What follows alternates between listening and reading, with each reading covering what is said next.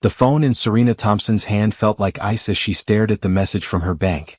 Her coffee cup sat forgotten on her kitchen counter, steam still rising in the early morning light that filtered through her Atlanta home's windows. The automated text was simple, cold, and devastating. Your joint savings account ending in 4729 has been closed. Final balance transferred, $400 million. 8-year-old Ruby sat at the breakfast table, humming while she colored her homework. Her dark curls bounced as she worked, completely unaware that her mother's world had just shattered. Serena's hands shook as she read the message again, hoping she had made a mistake. But the numbers remained the same. $400 million. Gone. Mama, can you help me with this math problem? Ruby's sweet voice cut through the fog in Serena's mind. Just give me a minute, baby, Serena whispered, her voice barely steady. She had built that fortune from nothing. Every dollar in that account came from her software company, TechFlow Solutions, which she had started in her garage 5 years ago. David, her husband of 10 years, had contributed maybe $50,000 over the years from his finance job. The rest was hers. Her sleepless nights, her brilliant ideas, her risk-taking when everyone said she would fail. Serena's phone buzzed again. This time it was an email from a law firm she had never heard of. The subject line made her stomach drop. Final divorce decree Sterling versus Thompson. Her legs gave out. She sank into the kitchen chair next to Ruby, who looked up with concerned brown eyes that matched her own. Mama? You look sick. Serena opened the email with trembling fingers. The legal document was dated 3 weeks ago. 3 weeks. David had divorced her in secret and she was just finding out now. According to the papers, she had been served at an address she had never lived at. The divorce was final. The asset division was complete. David Sterling was now the sole owner of what used to be their joint account. But there was something else that made her blood freeze. The custody section. David was seeking full custody of Ruby, claiming Serena was mentally unstable due to work-related stress and unable to provide adequate care. No, she breathed, pulling Ruby closer. No, no, no. Ruby wiggled in her arms. Mama, you're scaring me. Serena forced herself to breathe. She looked at her daughter, this beautiful, brilliant little girl who loved science and wanted to be an astronaut. Ruby was her heart, her reason for everything. She would not let David take her away. I'm okay, sweetheart. Mama just got some surprising news. But as she held Ruby, Serena's mind was racing. How had David pulled this off? How had he accessed their joint account without her knowing? And more importantly, how had he managed to divorce her without her knowledge? The answers came in pieces as she read through the legal documents. David had forged her signature on several papers. He had used his connections in the finance world to expedite the process. He had even hired a private investigator to document her long work hours, twisting her dedication to her business into evidence of neglect. Serena's phone rang. David's name appeared on the screen. Hello, Serena. His voice was calm, almost cheerful. I assume you got the news by now. You destroyed our family, she said quietly, not wanting Ruby to hear the pain in her voice. I freed us both. You were never really present anyway, always working. Ruby needs stability. Ruby needs her mother. Not according to the court documents. I'll be picking her up Friday for what will now be permanent custody. I suggest you don't make this difficult.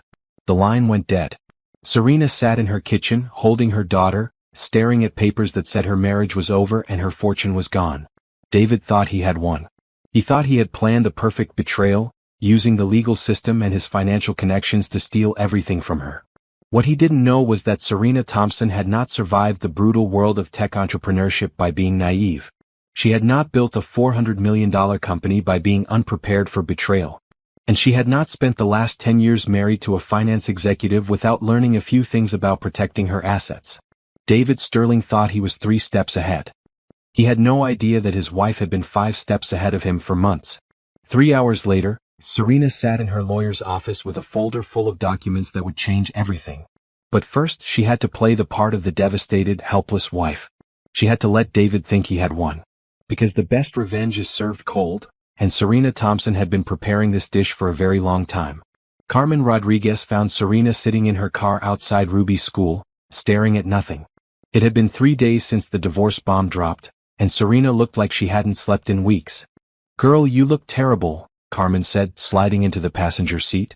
As Serena's best friend since college and business partner in TechFlow Solutions, Carmen was one of the few people who knew the real story. I feel terrible, Serena admitted. But not for the reasons David thinks. Carmen raised an eyebrow. Meaning? Meaning I've been expecting this for 6 months. The story came out in pieces as they sat in the school parking lot, waiting for Ruby's dismissal. Serena had noticed changes in David's behavior last spring. He had become secretive about his phone calls. He had started asking detailed questions about her business finances. He had even suggested they simplify their accounts by putting everything in one joint savings account. That should have been my first red flag, Serena said. David never cared about simplifying anything. What David didn't know was that Serena had hired her own private investigator. What she discovered broke her heart but didn't surprise her. David had been having an affair with his colleague Lindsay Matthews for over a year. More importantly, he had been systematically planning to take everything from Serena and disappear with Lindsay to the Cayman Islands. So you knew he was going to clean out the account? Carmen asked. Serena smiled for the first time in days. I knew he was going to try. The truth was that Serena had moved the real money months ago. The $400 million David stole was real, but it represented only a fraction of her actual wealth. TechFlow Solutions was worth over $2 billion, and Serena had been quietly moving assets into offshore accounts, trust funds and cryptocurrency wallets that David knew nothing about. You magnificent, sneaky woman, Carmen breathed. But what about Ruby? The custody papers looked real. Serena's smile faded. That part is real.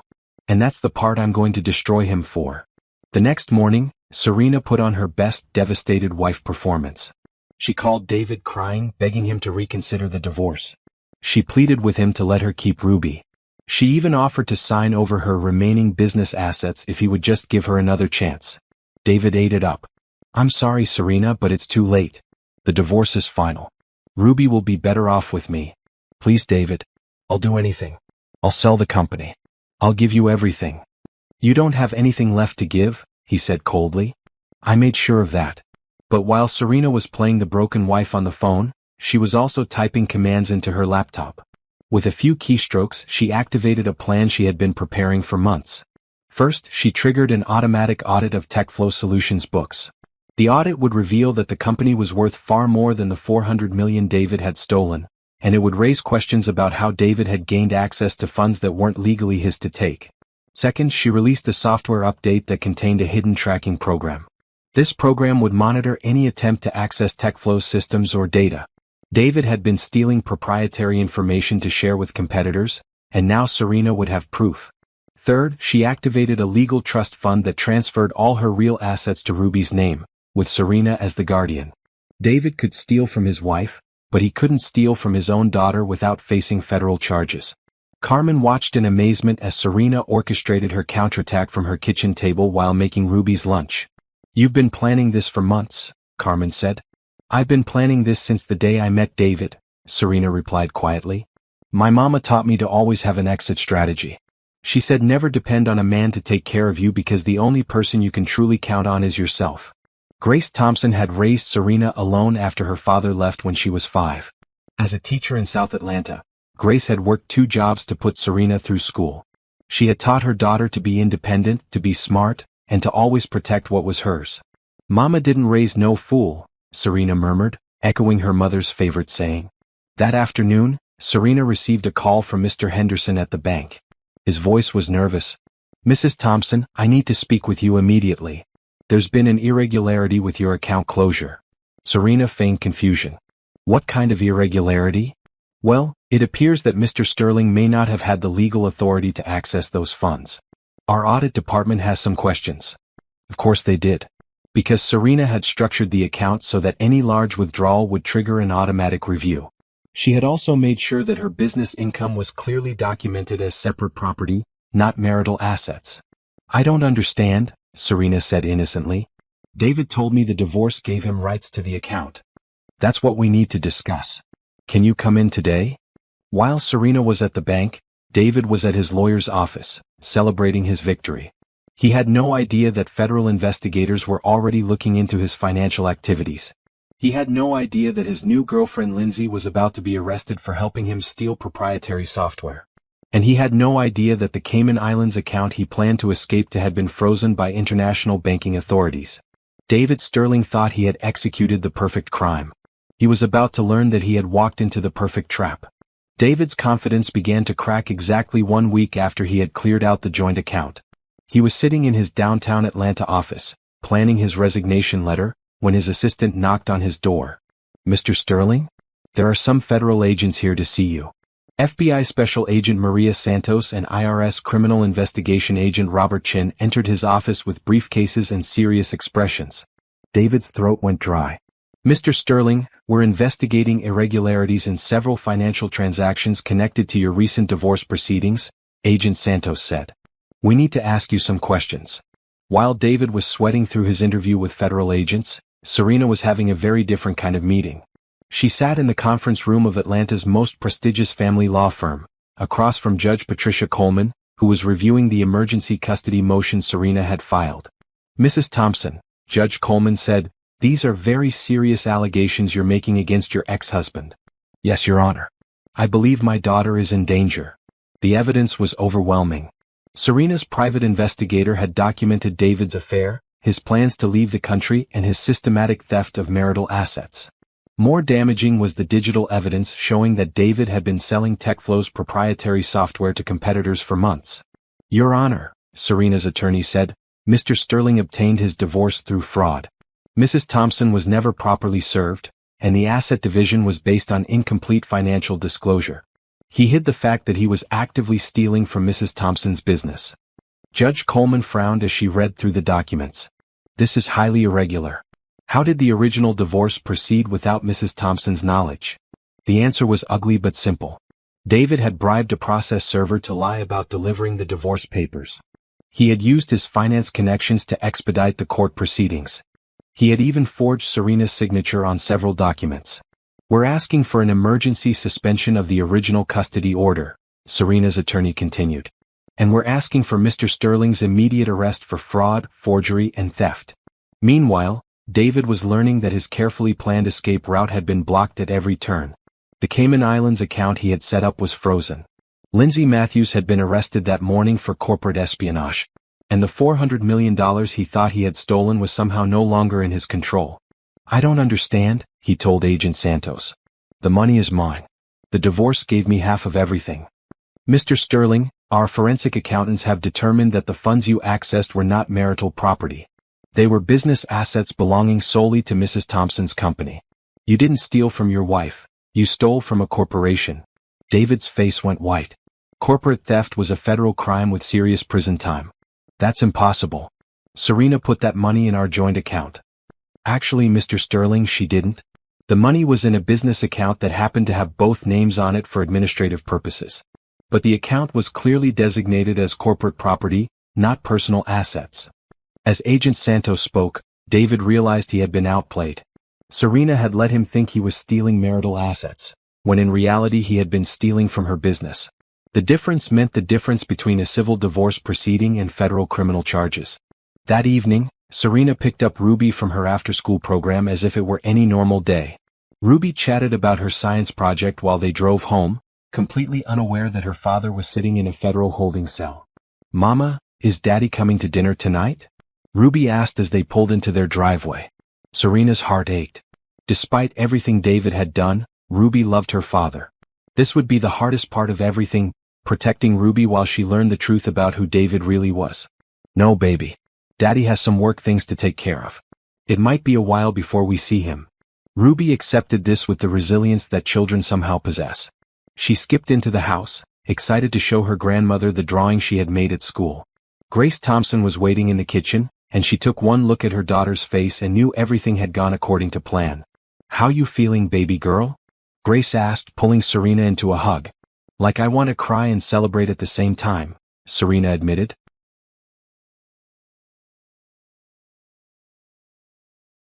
"That's what justice feels like sometimes. You did what you had to do to protect your family." That night, after Ruby was asleep, Serena sat in her home office reviewing the financial documents that would rebuild her life. The $400 million David had stolen would be returned, along with penalties and interest. Her company stock, now worth over $2 billion, was safely protected in trust funds that David could never touch. And Ruby's college fund, which David had also tried to raid, was not only intact but had grown substantially. Carmen called around 10 o'clock with updates from her contacts in the federal prosecutor's office. Girl, your ex-husband is in serious trouble. They're talking about 15 to 20 years for corporate theft, fraud, and money laundering. Serena felt no satisfaction in David's downfall, only relief that Ruby was safe. What about custody? Carmen asked. Emergency hearing is tomorrow morning. Judge Coleman already indicated she's inclined to void the original custody order due to fraud. As Serena prepared for bed, she thought about the journey that had brought her to this point. She had started with nothing, a single mother's daughter with big dreams and bigger determination. She had built a multi-billion-dollar company through intelligence, hard work, and careful planning. And when the person she trusted most tried to destroy her, she had been ready. David Sterling had underestimated Serena Thompson from the beginning. He saw a successful businesswoman and assumed she was naive about personal relationships. He saw her dedication to her work and assumed she wasn't paying attention to his betrayal. He saw her love for Ruby and assumed he could use it against her. He was wrong on all counts. Serena Thompson was not just a successful entrepreneur. She was a woman who had learned from her mother's struggles never to be vulnerable to a man's betrayal. She was a mother who would move mountains to protect her child. And she was a strategist who always planned 5 moves ahead. David had played checkers. Serena had been playing chess. The emergency custody hearing lasted only 30 minutes. Judge Coleman had reviewed all the evidence overnight, and her decision was swift and decisive. Mr. Sterling, she said, addressing David via video link from the Federal Detention Center, you obtained your original divorce and custody order through fraud, forgery, and perjury. This court is voiding all previous orders and remanding custody of Ruby Sterling to her mother, Serena Thompson. David's lawyer tried to object, but Judge Coleman cut him off. Furthermore, Mr. Sterling, given the serious federal charges pending against you and your demonstrated willingness to lie to this court, I am ordering that any future contact with your daughter be supervised and subject to approval by Child Protective Services. Serena sat quietly in the courtroom, holding back tears of relief. Ruby would stay with her. Ruby would be safe. But as they left the courthouse, Serena knew the hardest part was still ahead. She had to explain to an 8-year-old girl why her father was gone and might not be coming back for a very long time. That afternoon, Serena, Ruby, and Grace sat together in the living room.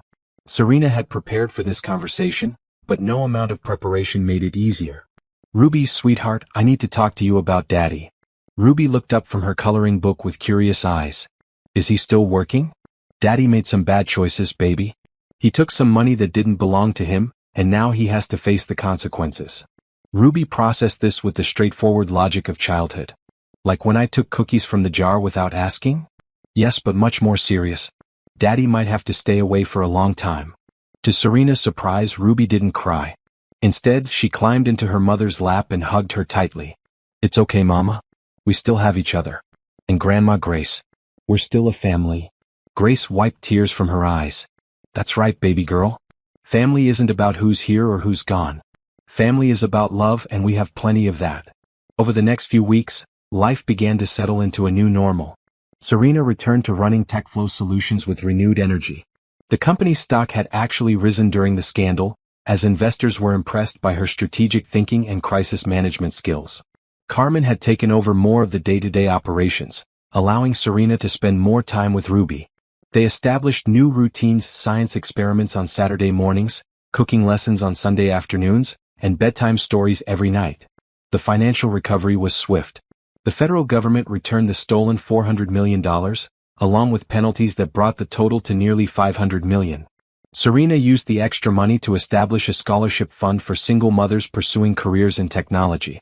Mama always said to lift as you climb, she told Carmen as they reviewed the scholarship applications.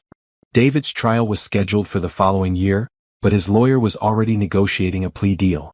The evidence against him was overwhelming, and prosecutors were confident of conviction on all charges.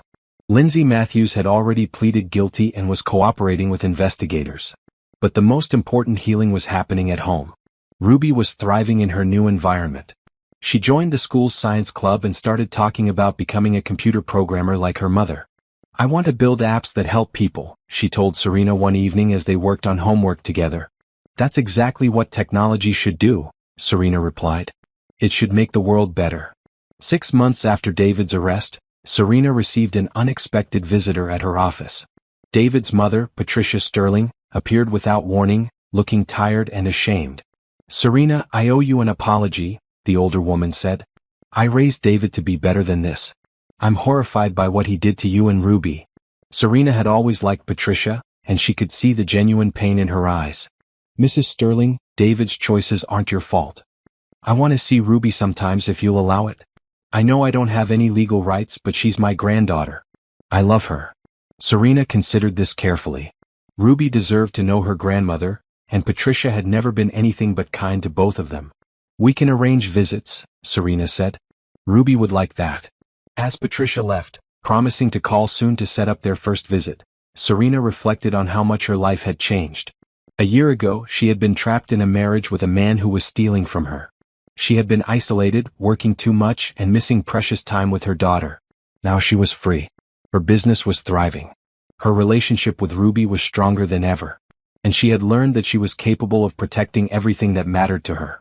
That evening, as she tucked Ruby into bed, her daughter asked the question that had been on her mind for weeks. "Mama, are you sad that Daddy's gone?" Serena thought carefully about her answer. "I'm sad that he made the choices he made. I'm sad that he hurt our family. But I'm not sad that we're safe now." Ruby nodded seriously. "I'm not sad either. I mean, I miss him sometimes, but I like our family better now. We laugh more." She was right. They did laugh more. They talked more. They dreamed more. They had built something beautiful from the ashes of betrayal. As Serena turned off Ruby's bedroom light, she thought about the woman she had become. She was no longer the naive young entrepreneur who had trusted the wrong man. She was a survivor, a protector, and a builder of dreams. David Sterling had tried to destroy her life, but he had only made her stronger. 1 year later, Serena stood on the stage of the Georgia World Congress Center, looking out at an audience of 5,000 women entrepreneurs. She was delivering the keynote speech at the Southeast Women in Business Conference, and her story had become legendary in business circles. "They told me I was finished," she said into the microphone. "They told me I had lost everything. What they didn't understand was that everything worth having was already inside me, my intelligence, my determination, and my love for my daughter. Those things can never be stolen." The audience erupted in applause. In the front row, Ruby sat with grace, beaming with pride at her mother. At 9 years old, Ruby had already started learning basic programming and had announced her intention to follow in her mother's footsteps. After the speech, Serena was surrounded by women wanting to share their own stories of betrayal and recovery. Each story reminded her why she had decided to become public about her experience. Too many women suffered in silence when their partners betrayed them financially or emotionally. Carmen found her in the green room afterward, grinning with excitement. "Girl, you just got 3 more speaking requests and someone wants to buy your story for a movie." Serena laughed. "A movie? Who would want to watch that? Are you kidding? Woman builds billion-dollar company, gets betrayed by husband, then outsmarts him and sends him to prison? That's every woman's fantasy right there." The movie rights were interesting, but Serena had bigger plans. TechFlow Solutions had become the fastest-growing software company in the Southeast, and she was expanding internationally. More importantly, her scholarship fund had already helped 200 single mothers complete technology training programs. David's trial had concluded 6 months earlier. He pleaded guilty to all charges and received 18 years in federal prison. Lindsay Matthews got 5 years. Both would be released to a world where their reputations were destroyed and their professional networks were gone. Serena had survived betrayal, protected her family, and built an empire. But her greatest achievement was raising a daughter who understood that power came with responsibility and that success was meaningless unless it was shared. David Sterling had thought he could destroy Serena Thompson. Instead, he had created a legend. A woman who proved that intelligence, determination, and careful planning could overcome any betrayal. A mother who showed that protecting your family was worth any sacrifice.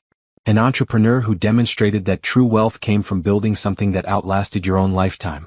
The girl from South Atlanta who started with nothing had become a woman who had everything that mattered. And she was just getting started. As Serena turned off the lights and headed to bed, she thought about tomorrow's board meeting, next week's product launch, and next month's expansion into European markets. There were challenges ahead, opportunities to seize, and problems to solve. She couldn't wait to get started.